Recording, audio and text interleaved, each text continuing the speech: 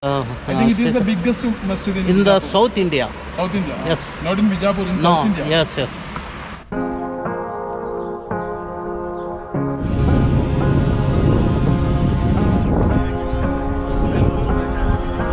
ये पहले बादशाह का कोर्ट अदालत था सर। अदालत था सर? अदालत था।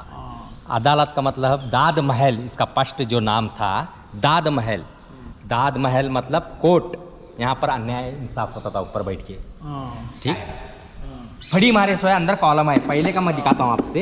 ये जो पानी दिख रहा है इसको हाउस बोलते हैं। पानी हमेशा फुल रहता था। ये हाउस किस लिए बनाया गया है तो ये इमारत फुल रहने का। ये जो गेट दिख रहा है सब मेन इंटरेस्ट है आपका गेट। ये मेन गेट है, आपकी गाड़ी इधर नहीं आती करके आप इधर पीछे के दरवाजे से, ये मेन इंटरेस्ट। ये देखो पहले की लकड़ी जो बोला ना मैं गिरे यहाँ पर रखा गया है अखंड। ഇപ്പോൾ അവിടെ ക്രിയേറ്റ് ചെയ്തിട്ടുള്ള തൂണുകളൊക്കെ പഴയതാണെന്നാണ്. ഇപ്പൊ ഉണ്ടാക്കിയതൊക്കെ പുതിയതാണ്. ആ പകരം അതിന് മുന്നേ ഉണ്ടായിരുന്ന തൂണുകളാണ് ഈ കാണുന്നത്. ഈ തൂണുകൾ മാറ്റിയിട്ടാണ് ഇപ്പോൾ പുതിയ തൂണുകൾ അവിടെ ഉണ്ടാക്കിയിട്ടുള്ളതാണ് മൂപ്പര് പറഞ്ഞത്. അപ്പോൾ ഇപ്പോൾ നമ്മളുള്ളത് അസർ മസ്ജിദിലാണ്. മുമ്പ് ഇത് മഹലായിരുന്നു, അസർ മഹലായിരുന്നു. അതായത് താമസിക്കാൻ വേണ്ടിയിട്ട് ഉണ്ടാക്കിയിട്ടുള്ള സംഗതിയായിരുന്നു. ഇപ്പം മുസ്ലിംസ് ഇവിടെ നിസ്കരിക്കാൻ വേണ്ടിയിട്ടുള്ള ഒരു സ്ഥലം ആയതുകൊണ്ട് നമ്മൾ അസർ മസ്ജിദ് എന്നാണ് ഇപ്പം പറയുക. ഇതിൻ്റെ വേക്കിൽ കാണുന്ന ഒരു കുളമുണ്ട്, വലിയൊരു കുളമാണ്. ഇത് മരത്തിൻ്റെ തൂണാണ് ഈ കാണുന്നത്.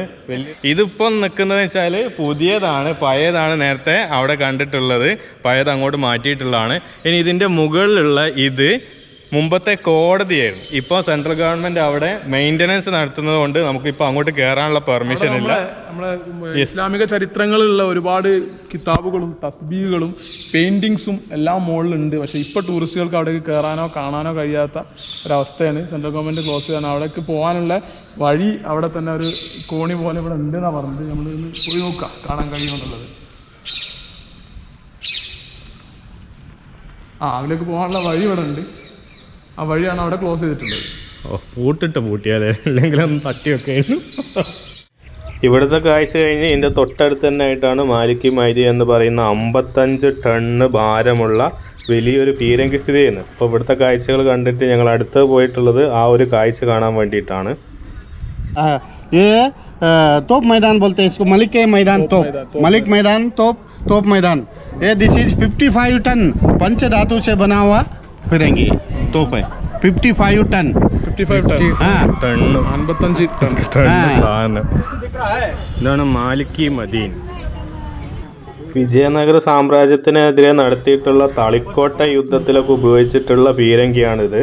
ഇതിൻ്റെ ഒരു പ്രത്യേകത എന്ന് വെച്ചാൽ നല്ല ചൂട് കാലത്ത് ഇതിൽ തൊട്ടാൽ നല്ല തണുപ്പായിരിക്കും എന്നുള്ളൊരു പ്രത്യേകത ഇവിടുന്ന് പറയുകയുണ്ടായി.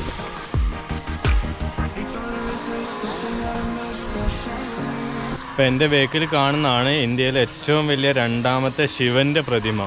അതായത് 85 അടി ഉയരവും അതുകൊണ്ട് തന്നെ 104 അടി വീതിയുണ്ട് ഈ ഒരു പ്രതിമക്ക്. അതുകൊണ്ട് തന്നെ അതിൻ്റെ രുദ്രാക്ഷം ഉണ്ട്. അതൊരു രുദ്രാക്ഷം 50 കിലോഗ്രാം ഉണ്ട് എന്നാണ് പറയപ്പെടുന്നത്. ഇപ്പോൾ ഇന്ത്യയിലെ രണ്ടാമത്തെ സെക്കൻഡ് ലാർജസ്റ്റ് ആണ് ഈ ഒരു ശിവപ്രതിമ. ഈ വലിയ ശിവപ്രതിമയും കണ്ടതിന് ശേഷം പോയിട്ടുള്ളത് സൗത്ത് ഇന്ത്യയിൽ തന്നെ ഏറ്റവും വലിയ ജുമാ മസ്ജിദിലേക്കാണ് പോയിട്ടുള്ളത്. അതും ഈ ബിജാപ്പൂരിലാണ് സ്ഥിതി ചെയ്യുന്നത്. അപ്പോൾ ഇതാണ് സൗത്ത് ഇന്ത്യയിലെ ഏറ്റവും വലിയ മസ്ജിദ്. ഇതിൻ്റെ സെൻട്രൽ ഭാഗം 98 ഫീറ്റ് ഉണ്ട് എന്നുള്ളതാണ് പറഞ്ഞിട്ടുള്ളത്. അതുകൊണ്ട് തന്നെ 50 തൂണുകളിലായിട്ടാണ് ഈ ഒരു പള്ളി സ്ഥിതി ചെയ്യുന്നത്. തൂണിൻ്റെ പ്രത്യേകത എന്ന് വെച്ചാൽ തൂണ് കംപ്ലീറ്റ് ആയിട്ട് സ്റ്റോണാണ്, without using steel and iron. മരങ്ങളോ സ്റ്റീലോ ഒന്നും ഉപയോഗിക്കാതെ കല്ലുകൊണ്ട് ഉണ്ടാക്കിയിട്ടുള്ള 50 തൂണുകളാണ് നമുക്ക് ഇവിടെ കാണാൻ സാധിക്കുക. അതുകൊണ്ട് തന്നെ അവിടെയാണ് മെയിൻ എൻട്രൻസ് എന്ന് പറയുന്നത്. അതായത് ആദിൽ ഷാ 9 ശേഷം ഇവിടെ വരച്ചുള്ള അവരുണ്ടാക്കിയിട്ടുള്ള ഗേറ്റാണ് നമ്മൾ എൻട്രൻസിലായി കാണുന്നത്. അതാണ് മെയിൻ എൻട്രൻസ് എന്ന് പറയുന്നത്. ഈ കാണുന്ന വലിയൊരു കവാടം കടന്നിട്ട് വേണം നമുക്ക് ഈ സൗത്ത് ഇന്ത്യയിലെ ഏറ്റവും വലിയ മസ്ജിദിലേക്ക് എത്താൻ വേണ്ടിയിട്ട്.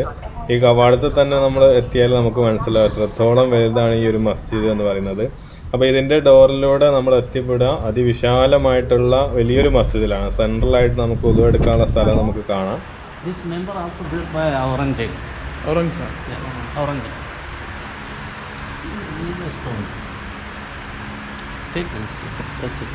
Stone. Yes. We often see some person come to inside and crash the gold, so lower part also sad.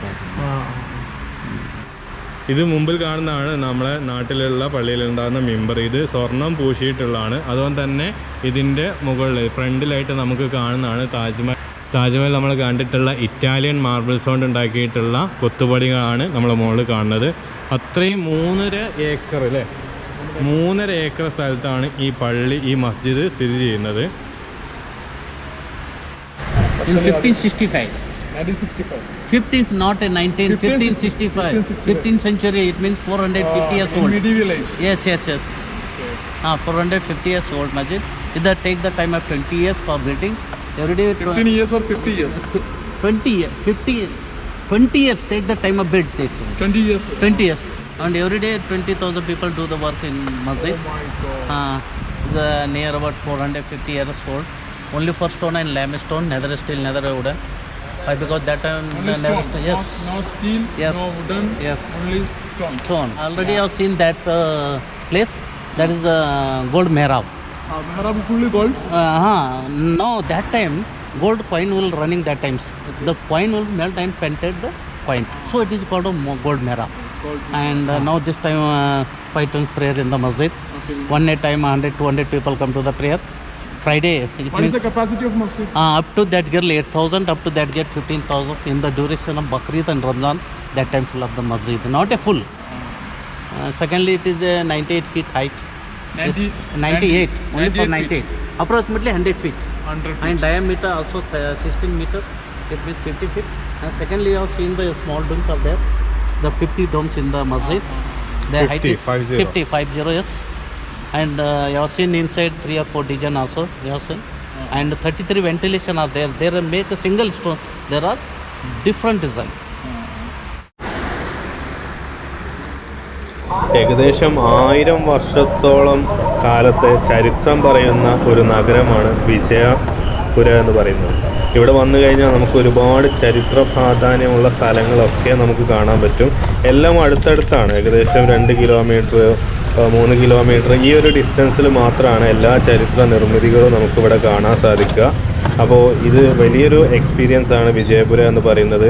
അപ്പോൾ ഇവിടുത്തെ കാഴ്ചകളൊക്കെ കണ്ട് ഇനി അടുത്തത് മഹാരാഷ്ട്രയിലേക്കുള്ള ഒരു യാത്രയിലാണ്.